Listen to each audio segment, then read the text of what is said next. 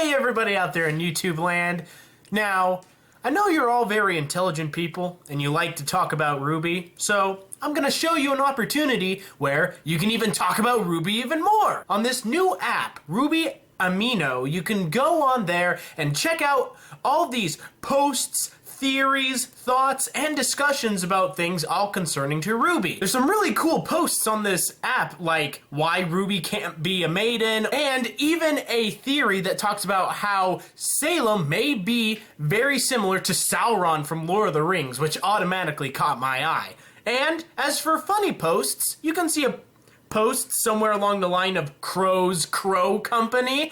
You know, silly stuff like that, as long as you just love RWBY. It's all there. So there's gonna be a link up here in the video and down in the description that'll allow you to download this app for yourself. I'm on the app right now, so you can go ahead and follow me. I'm gonna be making posts on what progress I'm making on videos I'm working on, and I'm even gonna be putting links to videos of mine. So hey, if you wanna check out a new avenue for checking out awesome RWBY content, then go ahead and check out this new app, RWBY Amino. Link down in the description to download, available for download for both Apple and Android phones. And now that that's over, on to the episodic review!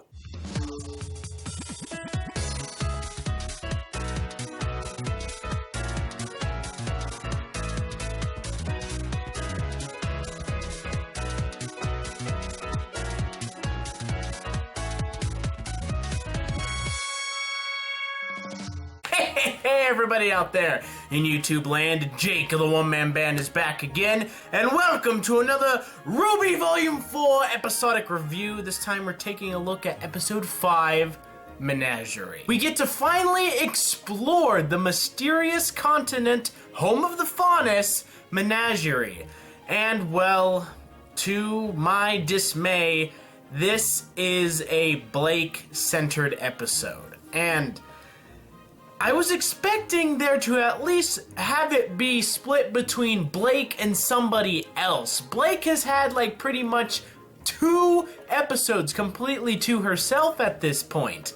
And I understand that there's plot going on in Blake's story, but I want to see what's going on with RWBY, with Weiss. You know, I want to see what's going on with them. Enough of my complaining, let's analyze this video for what it's actually given us. So, upon arrival onto Menagerie, we learn that Menagerie is a comfortable and safe place for pretty much anyone who's a Faunus. We see lots of different Faunus here, and a lot just in general. We see deer Faunus, reptilian Faunus, wolf Faunus, fox Faunus, cat Faunus, freaking deer Faunus, any kind of Faunus that you can shake a stick at. They're all in Menagerie, and we see that it's also very, very crowded. You know, Sun makes a comment that once him and Blake get off the boat, he's like, whoa, this place is awesome, but there's like so many people. Why? To which Blake explains that 2/3 of Menagerie are covered in desert. And there's a lot of nasty critters out there on Menagerie that have pretty much kept the Faunus from expanding. So, on one point, the whole assumption that Menagerie is the remnant equivalent of Australia is kind of confirmed here. Not only do we have a large part of it that's desert, but we also have a lots of dangerous creatures that live on this landmass. So, in one way, how the Faunus were rewarded for their efforts in the Great War, they were given this land of Menagerie. It really isn't that great a land, but then again, it was, you know, unoccupied by any other previous inhabitants, and the Faunus could call it their own. So, you know, take what you can get. Sun makes a very good observation, like, oh, a little desert never hurt no one, him being a desert dweller himself. But, you know, Blake brings up the whole, oh, there's a bunch of dangerous creatures out there. Well, that really makes me think, like, come on, I mean, you've built this place, this village on Menagerie, and by what we see, there aren't any walls or any form of natural barriers really nearby, so they're obviously able to keep the Grimm at bay with good defenses. So you would think that they would somehow be able to at least take some of the more land for themselves. But, you know, I'm not part of the Faunus Council. I don't know how they think. Now, we learned that this village's name is called Kuakawa, I think it was.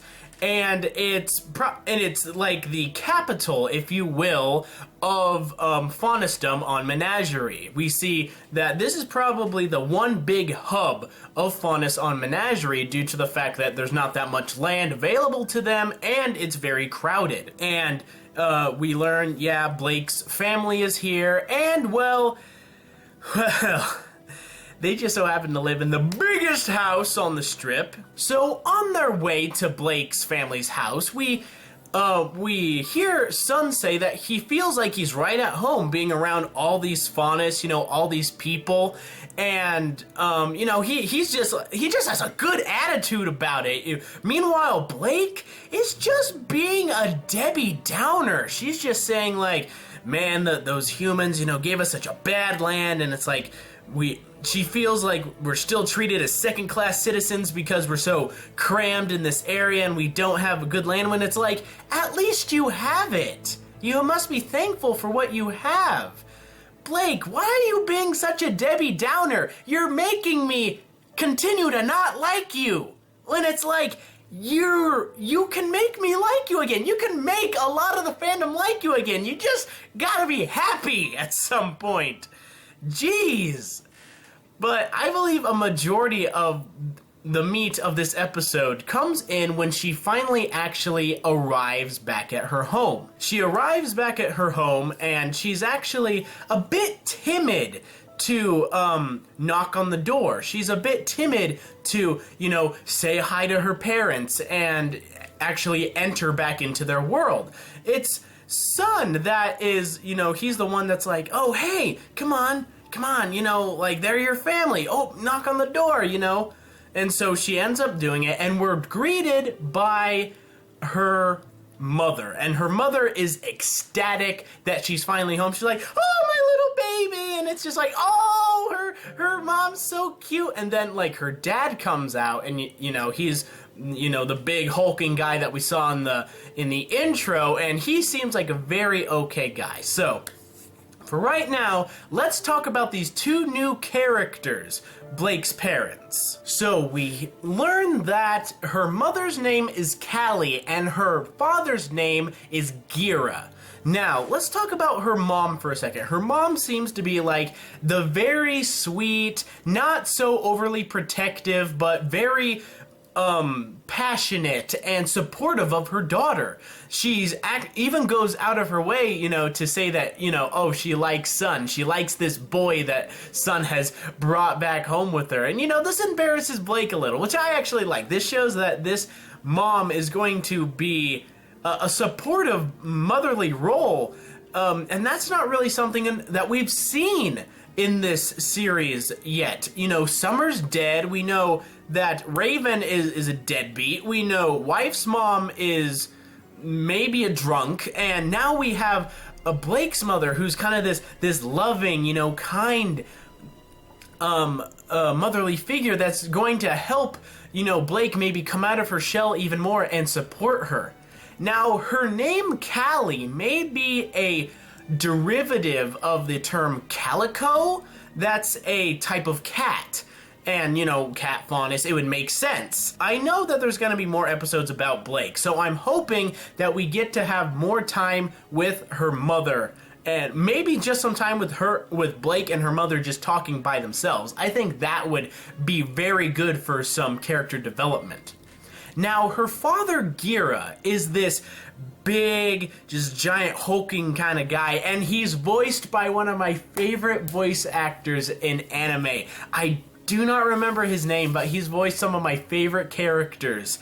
And his name, Gira, actually seems to be inspired by Bagheera from the Jungle Book. And a majority of this information that I'm giving you, I have to thank my girlfriend, Erin Wells, for helping me you know, telling me this information and, you know, like opening my eyes to it. And also some guys on the RWBY Discord page that I was on earlier today, they also opened up my eyes to a few things. So it's not just me coming up with all this good information. It's a lot of people that come up with the information. I'm just the guy who's saying it in front of a camera. But Blake's father, Gira, he almost seems to be a inspired by Bagheera from the Jungle Book, the Black Panther who watched over Mowgli and was sort of like the de facto almost leader or counselor of the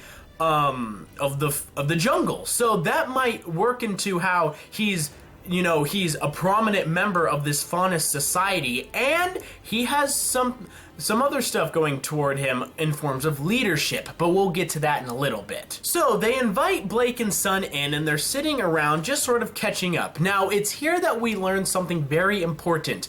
Both her mother and her father don't agree with what happened to Vale was right. You know, they didn't like the whole idea of what happened there. They think it was terrible. And, you know, Blake having come home from that, they're probably just so excited to have their little daughter home and safe. Especially her dad. You know, her dad tries to act like, oh, very stoic and stuff, but her mother, you know, opens up with like, oh, he was very worried. You should have seen him pacing. And this shows that he's a very protective father and a very loving father. And I love that about this guy. I mean, this guy, he's just so likable. I mean, I like him. He's sort of like that stereotypical father figure. I mean, even when a son makes a comment that could have been taken a certain way, and he didn't mean it in that way. You know, he gives Son that dirty eye, that fatherly dirty eye that just sends Son on this big escapade of like saying all these things, and that is amazing. I love stuff like that. I want there in a future episode where Blake is sort of the focus, if you will. I want Blake and Callie to be off on their own, and I want Gira and Son to be on their own, you know, kind of having their different conversations, and I just think that would be hilarious. Not only fun, but good character development for all four of them. But the reunion is cut short by some messengers arriving from the White Fang, a duo of foxes. Their names are Corsic and Finnick Albane, and they're a duo of fox faunuses. Now, we saw these guys in the intro sequence. Now, I originally thought that they were going to coincide with Yang's story because they appeared, you know, when Yang was kind of falling in that abyss in the shadow of Adam's mask. But it appears that they are informants / messengers of the White Fang in Menagerie. And we see that they have come to talk to Gira Belladonna about some White Fang activity that's going to be happening. They came to inform him of some news. So the whole prospect of the White Fang being in this town and on Menagerie catches Blake and Son completely off guard, and they're immediately on guard because these guys are part of the same organization that attacked Beacon. And it's here that we learn that the people of Menagerie didn't know that the White Fang had anything to do with this attack. You know, Gira, he's like angered at the whole idea that they had anything to do with this, and you know, that he demands that they speak the truth and tell him the truth of what actually happened. Another fun fact, the names of these two fox faunus are actually species of foxes from different parts of the world. So, you know, a little bit of trivia for you. That's the right word. But it's from this conversation with these two messengers of the White Fang that we learn a lot of information. These two members of the White Fang state that the Vale branch of the White Fang has gone rogue, if you will. They're under the command of Adam Taurus, and they've gone completely crazy, and the main faction of the White Fang doesn't, you know, they don't agree with what they're doing. And we also learn that Gira was in fact the former leader of the White Fang before it was this new Khan this new leader by the name of Khan, which brings up a lot of more, connections. If Gira is based off of Bagheera from the Jungle Book, then the new leader of the White Fang, Khan, Shere Khan from the Jungle Book. So we kind of have these two parallels of the Black Panther and the Bengal Tiger. They're gonna have to end up going at it. So we learned that Gira was the former leader of the White Fang, and this explains why Blake says that she was born into the White Fang, because she technically was. She was born to and is the offspring of the former leader of the White Fang. Now, Gira was obviously the peaceful leader. He strove for peace and wanted nothing but peace in the world.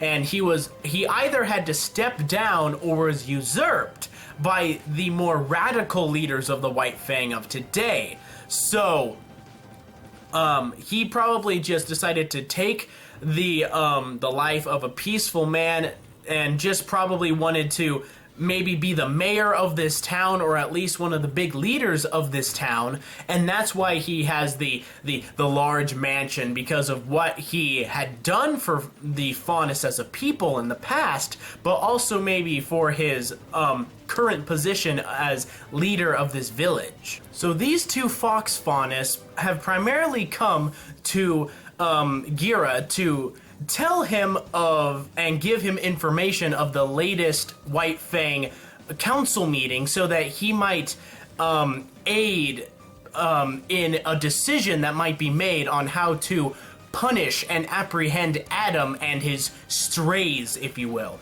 due to the fact that he is leader of Menagerie and the former leader of the White Fang. But he also learns that once again, Adam, we know Adam is a very extreme guy. He has made a splinter group in the White Fang, and the people of Menagerie did not know that the White Fang had aided in the attack on Vale. That is new news to Gira and Kali. They did not know that the Adam Taurus's White Fang aided in attacking the school, releasing Grimm, killing innocent civilians. They did not know that. So, Gira, now learning this, obviously isn't going to be happy. He's probably going to do all in his power to try to aid in the apprehension of Adam and condemning him and punishing him. So we learn that the White Fang does have different leaders of different branches, as well as a council and a set of rules. Now, what these rules are, I'm not sure, but we do know that the Vale branch is the most extreme branch right now, and that these two Fox Faunus messengers are sort of like the in charge and go-between guys in Menagerie. They're kind of in charge of the Menagerie branch, if you will. But once they leave, we learn that they may have had ulterior motives, because they make an account that Blake Belladonna has come home, and that they're going to report this information to Adam Torres. So we know that Adam is going to be coming to Menagerie looking for Blake. And oh boy, he's gonna have a hard time getting to her. He's gonna have to deal with Crazy Cat Mama, big old Daddy Gira, and son Wukong. Now, I do not think that he's gonna be able to get through all three of them, but we'll just have to see what's going to happen in the future. And this is gonna be a good plot point for Blake. And this episode ends with our favorite new villain, Tyrion, coming across the barmaid that we met in the previous episode, and he asks if she might be able to help him find someone. And, well, whether he's just going to take the information she has and goes, or if he's going to use her as maybe a potential hostage in the future, we'll just have to wait and see. Hey, everybody out there in YouTube land. thank you for watching this video. A lot of Blake stuff in this video, and it was a shorter episode of RWBY, so that kind of equivalated into a shorter review. But hey, be sure to like and favorite if you've enjoyed. Subscribe, of course, if you feel inclined to. I'll be, check out some other videos that I've done. Check out some links in the description taking you to videos, social media sites, my Patreon if you want to support me on Patreon. Big thanks to my Patreon sponsors. You guys are all awesome, and I love all you guys. And be sure to be a good person, tip your waitresses, keep moving forward, and I'll see you guys next time. Yeah.